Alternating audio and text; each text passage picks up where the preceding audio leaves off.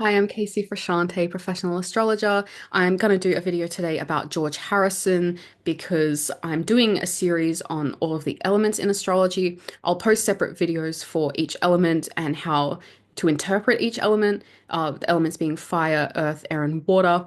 I've already filmed the kind of intro to water element, and we'll be looking at George Harrison's chart. Also, going forward, I will pick celebrity chart examples as they come to me as a representative for whichever element I notice the most about them. When we look at George's chart, he's all water basically, but I will get into, other things about his chart as well. I just thought he was a good example for us to look at, and I'm not doing predictive stuff. It's all just natal chart analysis. So let's take a look at his chart and see what's going on. So let's start off with his sun. He's got his sun in Pisces in the fourth house. What is the sun? The sun is his life quest, his mission, his life purpose. I like to refer to it as the silhouette of his character, of his caricature. And it has a lot to do with goals and the qualities you're learning to develop in this life. Everything in the chart gets filtered through the expression of the sun. That is why the sun can be so important in astrology, but it isn't everything, but it is important. The sun is also very external, so it tends to be what people notice first about you. Like I said, it's like the silhouette of your character. Sun in Pisces, tolerant, gentle, compassionate, withdrawn. There's something universal about him. They're not typically very judgmental. They feel connected to all different types of things and all different types of people, receptive, impressionable. So his life purpose as a Pisces sun was going to be bigger than him. It's rare to find a Pisces that is totally wrapped up in their own material life. It's also why a lot of Pisces can fall into things like drug abuse and alcohol abuse because they need to be connected to everything, and they can only do that through the usage of drugs, especially if, you grow up without a lot of resources, you were never given a proper education, and you were never given an instrument or any kind of creative outlet. That is why so many Pisces can end up that way. So his silhouette, when you think about it, is kind of like every other Pisces. It can be like a silhouette of an artist with a paint board and a paintbrush, or a silhouette of kind of like a yogi, something like that. With it being in the fourth house, the sun has a lot to do with success and acclaim. The sun in Pisces in the fourth house tells me his artistic achievement, his kind of his achievement, artistic achievement and success in the outside world meant basically nothing to him. I think Justin Bieber has this placement as well, Sun and Pisces in the fourth house. Their accolades kind of mean nothing to them. It's just given to them and they say, great. I mean, I probably would have been doing this anyways, regardless of if I got any kind of attention for it. Nothing in the fourth house is performative. So all of that external praise and applaud from the crowd, it would feel good, as it feels good to have your work acknowledged, but it didn't really mean anything to him. And his sun is square these two planets in Gemini, Saturn and Uranus. And Saturn and Uranus conjunct, pretty much everyone around his age would have experienced this conjunction and have it in their chart. But this square particularly, the sun squaring Uranus and Saturn, this is how I kind of break it out in my head. I think, what modality is it? It's a mutable square. Which signs are involved? Gemini and Pisces. That makes me think objective reality with Saturn in Gemini, the idealism with Uranus there because these two are also conjunct. Squaring the sun, which we just covered. So it's kind of like objective reality, what things could be versus his actual spiritual calling. Gemini and Pisces in square, there's some kind of like need to quantify or express the unquantifiable or inexpressible in some kind of societal way, because these two planets are very much tied into society as a whole. And because it's squaring his sun, this was directly tied into his life purpose. Saturn and Uranus in aspect, especially the conjunction, has a lot to do with the reformation of structures in place, the reformation of society, the breakings of tradition, giving material form to new ideas Saturn in aspect to Uranus doesn't mean that Uranus is just this utopian idealism about how things could be. With Saturn aspecting it, it always grounds it into reality and makes lets Uranus kind of make its mark on society in a meaningful way. Also, he may have potentially felt overlooked by his parents. His sun rules his 10th house, it's in his fourth house. Saturn and Uranus are the rulers of his fourth house. It's squaring his sun. So, particularly, maybe issues with the father there. He may have become a musician in his youth in the form of seeking attention from again, this is all very unconsciously seeking attention from the father or the parents, because he had this fear of feeling insignificant and achieving nothing more than personal insignificance the same way his parents did. Again, he's not looking at his parents and thinking this. It was all this, unconscious undercurrent that was going on in the family. He with the square to Uranus, particularly with the sun, he would have felt like an alien in his own home, feeling like an oddball, feeling like he didn't fit in, like an outsider. These people are the types that are scared of being perceived as different.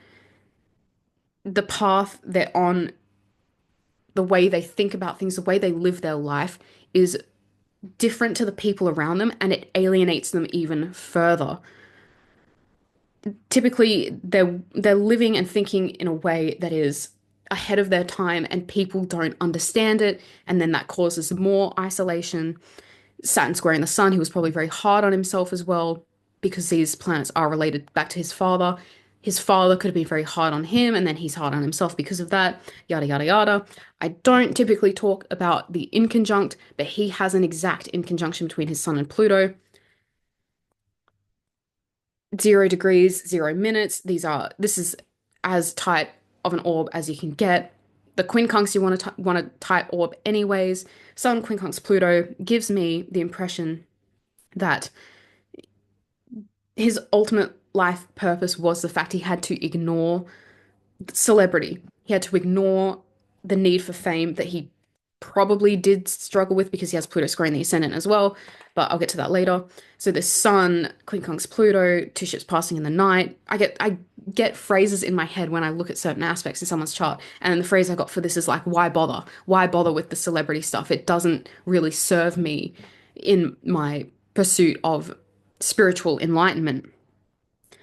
His own celebrity and status and power really meant nothing to him because he was on this path, the spiritual path that he was on, and sure, it gave him opportunities to be able to do this, but ultimately that was it. He has his moon in Scorpio conjunct his ascendant, so and it's from the 12th house. This is all very watery to me. This is plugging into a trine to the sun. So, just very watery personality, really moody, shrewd, hypersensitive, and deeply involved, but always in denial about it. We all know these types. I would consider him to be actually very street smart, very secretive, emotionally strong, but also fragile at the same time, very touchy, and also very emotionally perceptive. With the moon being in the 12th house, it's kind of, I get the impression that he was kind of hiding from himself through his spiritual practice. Maybe he was ignoring certain more intense parts about his personality and maybe things he needed to work on. He was using his path of spiritual enlightenment as a way of not ignoring that, but it could have been just like integrating it. But in a way, it's like he needed to put those traits about himself on the shelf. Who knows if they ever got sorted out? I don't know that much about him. I saw the movie. That's about it. It was like a fictional movie as well. They were kind of like playing a role of themselves. But I know he was into like spiritual stuff. He has Pluto squaring the ascendant, as I just mentioned. And with these signs involved, being Scorpio and Leo, it wouldn't surprise me if he felt, especially in youth, you tend to grow out of your squares, you tend to get a hold of them better, and they can be real assets to your personality. But when he was younger, he probably did enjoy the benefits of being a celebrity. But that was also very much in conflict with his need for privacy. He was a very private person, not shallow at all either. So being a celebrity, he was probably looking around a lot and being like, oh, I'm sick of doing press tours. I'm sick of talking to people. I'm sick of, the fans acting like we're these god figures when in reality, like I'm just a guy. He had a kind of love-hate relationship with his own celebrity and celebrity status. Scorpio, Leo types like drama. Um, and they can be drama queens, especially with his Pluto squaring his moon as well, who's probably a drama queen in his personal life. But I think as he got older, he probably recognized how toxic and problematic this could get, especially when it started to affect his privacy and his private life.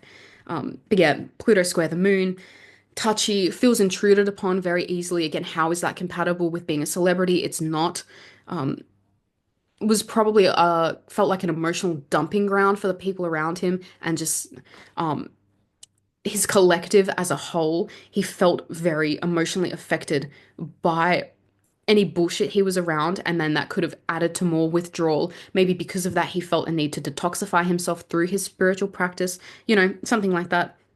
And I also finally wanted to touch on his opposition between Jupiter and Mars, because both of these planets are exalted. So this is a really strong opposition. One of them isn't really dominating the other. Like you get that in opposition sometimes if one planet is dignified or exalted and the other one is in detrimental fall. These are both really strong. Jupiter is exalted in Cancer, Mars is exalted in Capricorn. The opposition, there can be this weird like oscillation thing and a tendency to overdo things. Occurring in the third and ninth axis. I know he did a lot with bringing Eastern music and Eastern religion to the UK. I think he popularized the use of the sitar. But even just like Capricorn, Mars and Capricorn in the third house, the phrase I get or the title I get is kind of like a hometown hero, but then bringing foreign beliefs back to the motherland and pursuing spirituality overseas in the ninth house. Um, no, actually, finally, I wanted to touch on the numbers in his chart. He's got a 29-degree Venus in Pisces, a 0-degree Scorpio moon, and a 0-degree Uranus in Gemini. This feels like to me he's very much in between worlds. 0 degrees is starting something new, 29 is closing something out. And I think he did a lot with like I said, spirituality and meditation. And with all the water in his chart and everything else I've discussed about him, this all makes a lot of sense, in my opinion, looking at his chart. And that's basically George Harrison for you and why I feel like he's such a great representative for the water element. If you haven't watched my video on that, go back and watch it, and I'll see you in my next video. Bye.